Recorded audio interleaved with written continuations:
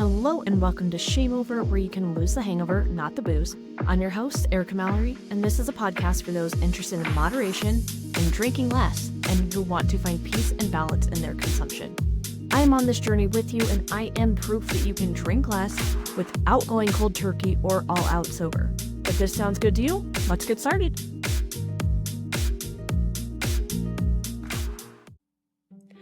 Welcome back to ShameOver. I am Erica Mallery, and today's conversation is such an important one, especially if you're a mom, if you've ever been a mom, or if you love someone who's in the thick of motherhood right now. Today, I'm joined by Shauna, the Mystic Herbal Doula, and we are diving into postpartum, and not this 6-week version that we're told about, but the actual real life version, the one that, lasts longer than anyone really prepares us for.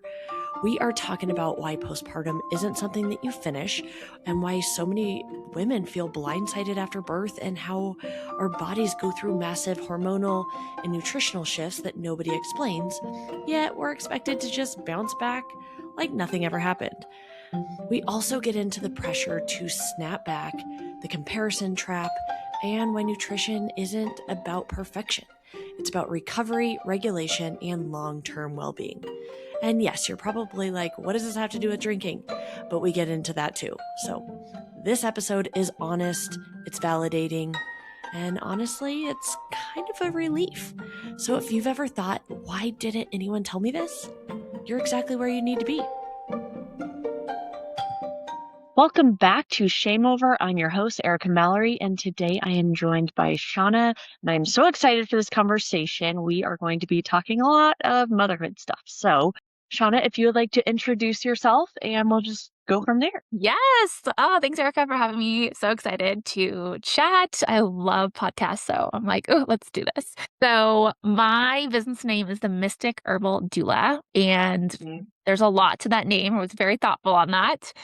And it really encompasses what I do. So I support women in their postpartum era. I also do support birth and preconception, but my niche, my jam is postpartum, because we are in postpartum forever. We are not in postpartum for 6 weeks, 8 weeks, 12 weeks, whatever. No, forever. Once you have a baby, whether you had a miscarriage or an actual live birth, you are in postpartum forever. And postpartum is often the last subject that we even think about, or is it even discussed during, office visits. And I have found through many rabbit holes and just chatting with many women that postpartum is rough. It is rough. Yes, there are some beautiful experiences and some very joyous times, but we are not prepared. And I keep hearing the same stories over and over and over again that I didn't know about this. Nobody told me about this. I wasn't prepared. And we got to stop. We got to flip the script. So I got my doula training almost 2 years ago, and I was like, I don't know what I want to do. Do I want to do specialize in this or this or this? And then after my own very rough postpartum experience, I was like, this is it. Let's just dive in. And so Mystic Herbal Doula was born, and I'm an herbalist as well. And so I combined my training in clinical hypnotherapy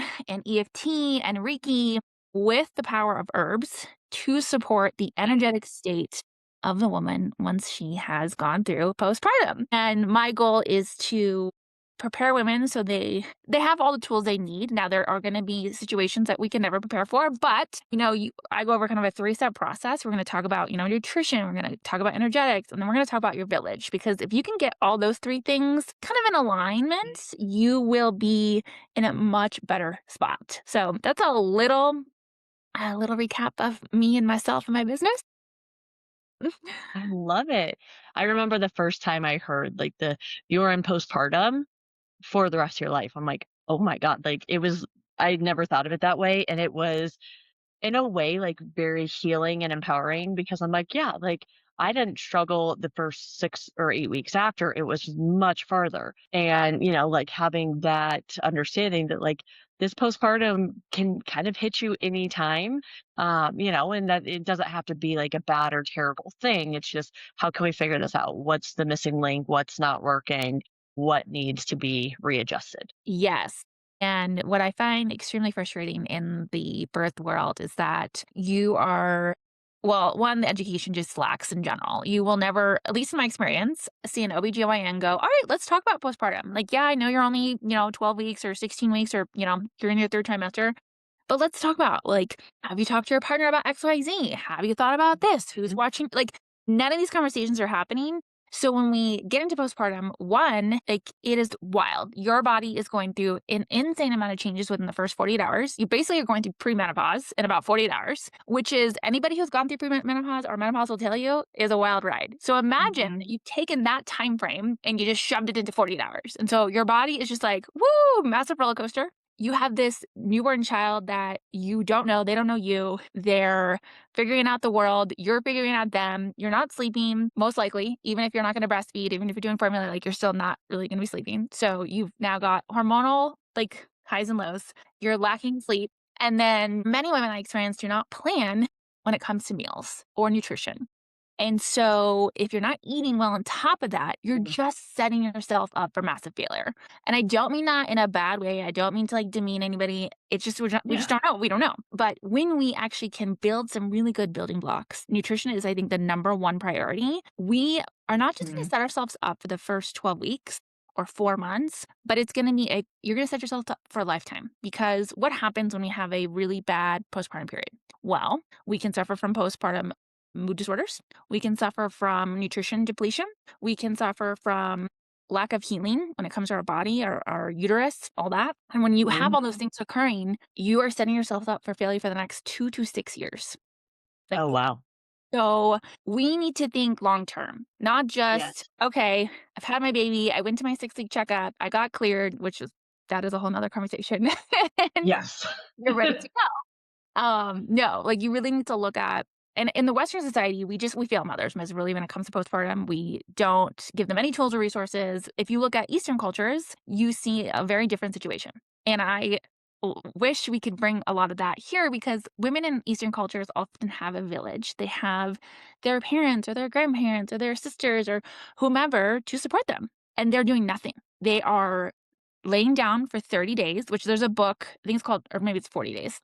I love that rule where 40 days you basically do nothing. You don't go out, you're not going to all these appointments, you're not moving, you're getting the support you need from, your village. And Healing and bonding and just, yes, and that is what we need more of, because when a woman can be supported in those first 40 days, yes, there should be longer, but there's critical, those first 40 days. Oh my goodness, she is going to feel so good.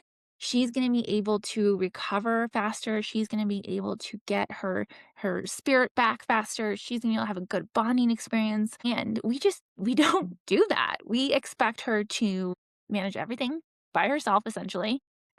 The man is, not, or the partner, whomever, is not that they're not helping. It's just, they just don't know.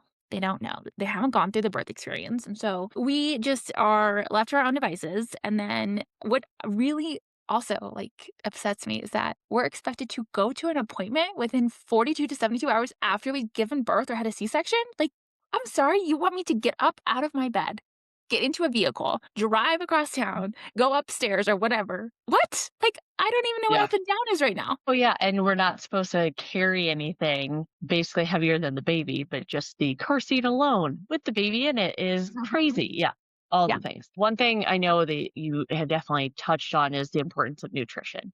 So what does that look like? Because I know, like, as you're saying it, I'm like, okay, so I've had 2 children. With my first, my husband's company at the time was incredible, and they provided us a week's worth of essentially catered meals, and it was phenomenal. Second pregnancy, completely different story. So the first pregnancy, I had a lot of support, a lot of help, a lot of all of that. I feel like with the second, like, people assume, like, you know what you're doing, you don't really need all the help, all the things. And I did have pretty bad postpartum my second pregnancy and not my first, even though I think I was still, like, eating and taking care of myself and all the things. But so my question is, one, what does that kind of look like, or how does that show up? And then two, I hate the pressure that we put on ourselves, not necessarily other women, but we put it on ourselves. And when we see other people doing it, we feel like we have to, but the pressure to get back into non-maternity clothes or get back into your pre-baby jeans. Like, that is such, like, a moment that you've made it or you're doing great, like a badge of success, where I'm so infuriated by that concept. So speak to those, please. Love that you brought up that. We'll dive into that and then we'll get into nutrition. Oh my gosh. So, one of the things I really emphasize is not comparing your journey. So, whether you've had one child, 10 children, pregnancy and postpartum are going to be different. And I love that you mentioned like your second birth, you felt like people assumed like, oh, you're fine. Like, you've done this before. Purpose, you know what's going on. Just because you've had a previous pregnancy and a child doesn't mean you still don't need support. Like that also, like if you've ever watched Schitt's Creek and they go to that baby shower and he's like, wait, this is her second baby or I don't know, how many babies she's had. And he's like, why does she need a baby shower? She's already had a baby. It's like, why can't we? Every pregnancy is magical and every pregnancy deserves its own respect and attention. So we need to stop. God, I was reading something. So I'm a runner and I follow a lot of ultra runners. And there was this woman, this ultra runner who I think it was maybe 6 months postpartum. She won a race while breastfeeding, which number one, that's freaking phenomenal. But number two, why are you pushing your body to the point where you're running an ultra marathon, which if you're unfamiliar with that distance is 26.2 miles and above, and you push yourself so hard that you won the race versus like I'm not saying you shouldn't run postpartum, do whatever feels good to you and your specific unique body, but like why is that even top of mind? Why is that even a goal for you? Your first year, I would say, really needs to be focused on getting back all the minerals and nutrition that you lost when you went through pregnancy and birth, and just getting comfortable in your body, moving again, whatever that looks like for you. Again, everybody's got their own background. But then the other piece you mentioned is the comparison. Comparisonitis is what I call it. It's like this, and we don't do it just because we're postpartum. We as women do it all the time. But 100%, yeah. Especially postpartum, we're seeing these ads on Instagram or TikTok or wherever, and it's like, oh, look at me fitting into my pre-baby like jeans, and I'm only 6 weeks postpartum. And I'm like, oh my God, please stop. First of all, stop putting that online. Just stop right now. Good for you, but like that's not the majority of women. First of all, the average size in the US for women, I think is like a 10 to 12, maybe a little bit like maybe it's a 14. So nobody is really a size 2. Most women are not a size 2 or 0, and most women are not like these massive sponsored athletes who can go and see their trainer and get the help and the support they need. And so let's just talk about the average woman. Like you've gone through birth, you've had vaginal or C-section. So regardless of whatever you had, you have this dinner-sized organ that was now has come out of your body. And so now you have this wound in your uterus, dinner-sized plate. So like that is usually a 9x9 size. Like that is massive. And you got to give time for that to heal. That takes a minimum of 6 weeks, usually a little bit longer. And then your uterus, yes, it goes back to size typically pretty quickly, but like your uterus went through 40 weeks of growing. Like give it a break. I think in reality, you should expect minimum. So you went through pregnancy for 40 weeks.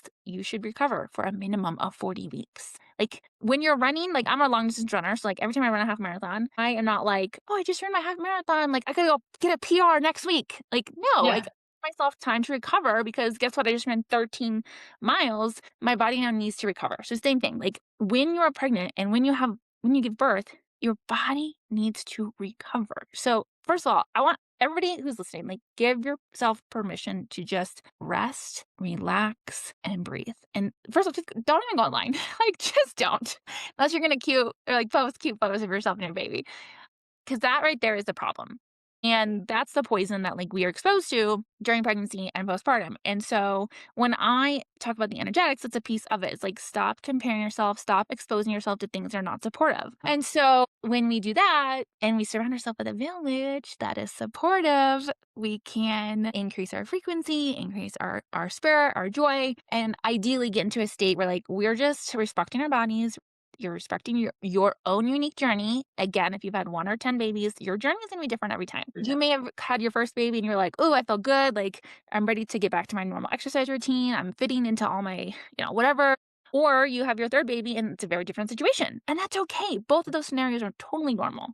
So we need to stop comparing ourselves to other people and our own like journeys. Like I'm sure your 2 postpartum periods were different because you had 2 different pregnancies. Well, and I think I went in with a mindset that since I didn't have postpartum with my first and I was flagged for being very, very likely to have postpartum, that I kind of coasted in with my second. Like, well, if I didn't have it with my first, I'm definitely not going to with my second. So my mindset was completely different. So when it hit me, I was just like, wait, what? Like, 'cause I wasn't preparing for it like I had previously. Yes. And then to talk about nutrition. So when we are going through pregnancy, our baby's taking all of our nutrition, all of our mineral, all of that good stuff, because it's going to the placenta's feeding the baby, and then when we give birth, like we are just drained of everything, like all of the essential vitamins and minerals, and we're left insanely depleted. And so it's Mhm. really, really important that you have a postnatal, some sort of supplement, because most of us are not getting all the nutrition we need via food or whatever you're digesting. I highly suggest everybody read the book Real Food for Pregnancy by Lily Nichols. She's a registered dietitian, and she's really trailblazing the US when it comes to the conversations around nutrition and pregnancy. This book she wrote, I think it took her like, I don't know, I think she said like 3 to 5 years to get all the research for it. So it's not like Wow. she's just like spewing out Threw it information. together. It's evidence-backed information. And I love her because, when you're pregnant, you're hearing the just very outdated information. Oh, don't eat raw sushi, don't have eggs, don't eat deli meat. And all those things are so incorrect or just straight up wrong. You actually should be eating eggs because of the choline. That is a nutrition that, or a mineral that you really need during pregnancy. There's nothing wrong with eating good source sushi when you're pregnant. I did when Yeah, I was pregnant. maybe don't go to 7-Eleven and get it, but No. yes, good sushi, absolutely. You can't, it's one of the other myths, like, oh, you can't have like brie or like these other like raw cheeses. Again, good sourced, totally fine. So I recommend that book to everybody. I read it when I was pregnant and it was just mind blowing. And that I think you can carry into postpartum because a lot of the recommendations are going to be the same. Like you still need to recover. And so you want to eat really good foods. Now, if you don't want to read that and you're like, I'm not a reader because it is pretty like science based, there are a lot of traditional Chinese medicine acupuncturists that can support you in postpartum, but that methodology is all about your chi. And so if you think about, you just went through this very enduring experience, you need to get your chi, your blood, your energy warmed up again. And so Mhm. from a traditional Chinese medicine perspective, it's all about like warming foods. So nutritious, in-depth, nutritionally dense foods. So warm soups, bone broth, stuff like that, where there's a lot of nutrition to it. You're not just having like a carrot soup or something like that. It's something that is a stew or something like that. And so those pieces can be a little daunting. I totally get that. And so I always say, like, let's talk about nutrition during, I would say, the end of your second trimester and you can start prepping. So I prepped Mhm. I think I prepped about 3 weeks worth of food for my pregnancy. And I wish I had done more, to be honest. After the fact, we bought an even bigger freezer. And I'm like, dang, I wish we had this before. But, if you are the type of person that whether you yourself, your husband, or your partner cooks, like start prepping, start freezing stuff. If that's not you and that's not your jam, that's okay. I would, instead of putting together a baby shower, people are buying you clothes. Like, let's be real, you don't really need a ton of clothes because my baby was Yeah. naked like their first 3 Yeah. months. Talk about food. Like, you can put together a meal train. You can put together as you're during your pregnancy, like the company did catered meals. Like, those are amazing Yes. gifts because we don't want to cook, right? Like we're exhausted. We are so tired that when it comes to nutrition, it's just not top of mind. And so that's why we want to have the conversation beforehand. And so I would look at meal trains, catering. My neighbors got us a Grubhub gift card, which is so amazing because we just had stuff delivered. I was like, Yeah. oh, like I don't need any more clothes. I don't need any toys. Like Yes. you can even hire a postpartum doula. And that is where like one of the services I offer is if I'm not able to come to you and cook because you're not near me, I will put together recipes Mhm. for you. But those 3 resources, so food prep, meal trains or catering, Grubhub gift cards, or a postpartum doula, all are going to support you with that nutrition because here's why nutrition is insanely important.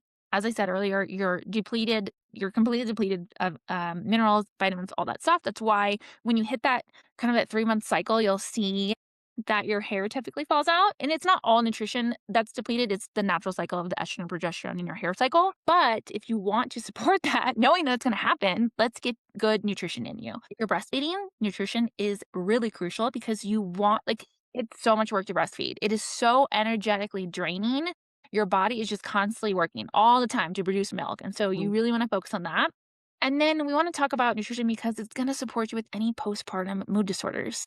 It's really, really actually common, even though it's not talked about a lot, that many women deal with some sort of symptom that is related to a postpartum mood disorder. I was trying to find some current stats, and what I found was roughly 1 in 5 women experience some sort of postpartum mood disorder in the US, which is, I think that's actually underrated, because I also found that 50% of postpartum depression actually is not reported because they're not diagnosed. So Totally. if you look at those two numbers, that 1 in 5 is actually completely incorrect. If you're telling me 50% of women are not actually getting diagnosed correctly, then that number is much larger. And so if we can focus on nutrition, it's going to help our bodies feel better. Therefore, we're going to feel better. Therefore, we're going to have a better bonding experience with our babies because we feel good. We have good, like as much energy as we can, as with a newborn. But Yeah. nutrition just ties into every single aspect of that postpartum period. It's going to help you recover faster. If you are an athlete and you're like, oh my gosh, I really want to get back into whatever, running, biking, yoga, whatever it may be, nutrition. And what I found too, I was in a bunch of various mom groups early postpartum. So I would see things where like, oh my God, the things these women were eating, I was just like, oh my God, like just trash, like complete trash, like going to McDonald's or having a bunch of processed food. And I'm like, no wonder you feel like trash. Like you're eating trash, therefore you're going to feel like trash. What you put in. And women, if you're struggling with breastfeeding, nutrition is not like the magical fix. There are many other factors that impact a successful breastfeeding journey. But addressing that too will help hopefully and lead to a good experience. And so nutrition is going to hit on everything. It's going to hit on how you feel. It's going to hit on how you're feeling with your baby, with the people around you, your mood. Hopefully it'll lower your chances of experiencing a postpartum mood disorder. And then, essentially just the whole everything, right? Because you're up quite a bit with your newborn child usually. And so if you're eating well, then you're going to feel a little bit better. And so these moments of like, oh, I just got up 45 minutes ago, what else does he or she need, are going to be a little less stressful for you when you're going through it. Well, and I work with a ton of women who are way beyond having babies. Some are not, but the majority are, done having kids or possibly even closer to being grandparents. But nutrition is just as important, just like you said, like postpartum is once we have kids from there on forward. But, really focusing on nutrition plays such a role even when it comes to alcohol, because when we're not fueling our body, when we don't have stable blood sugar, we're going to have much stronger cravings and urges and reach for all those, whether it's the drink or the sugar or the candy or the, desserts. We're going to choose those always over sitting down to make something or, getting an apple or something, because it's just that quick fix that we need. But when you're eating well throughout the day, you're much more likely to stay consistent with that. And if you do reach for that candy or dessert, it doesn't impact you as much. Oh my gosh. Yes. And I love that you kind of tie in the alcohol piece because it's such an interesting subject. I saw one of my really good friends just really struggle with alcohol consumption with her young toddlers. And, let's just be real. Motherhood is fucking hard. It's hard in the early phases. It's hard in the later phases. It is life-changing. It is a massive transition. And yeah, reaching for that wine or that drink, it makes things feel a little bit better, for a moment. And so when we are able to have better nutrition choices, we are less likely to, our blood sugar is less likely to crash. And then we're able to be, as you said, a little more stable. And I also love that you talked about blood sugar. Oh my gosh, cannot emphasize that enough. So first of all, I want to emphasize, nutrition is not my education background, but I work with a lot of registered dietitians because I work in eating disorders. But I've just done a lot of research. So if you're somebody who wants to dive in or wants that niche help, I always recommend go find a registered dietitian. There are plenty of them that will take your insurance. And there's often ones that don't, but there's some great resources out there. But blood sugar. Stabilizing your blood sugar is insanely important. All right, next episode, we're going into the energetics piece. This is how to actually let go, regulate, and build that village so you're not doing motherhood on an island. Stay tuned. ShameOver is the mindful drinking program designed for women who desire to drink less without losing the booze completely. If you want to transform your relationship with alcohol and live a healthier, confident, and balanced life, go to shameover.me and get started today. You deserve it, you're worth it, your future self thanks you. Cheers!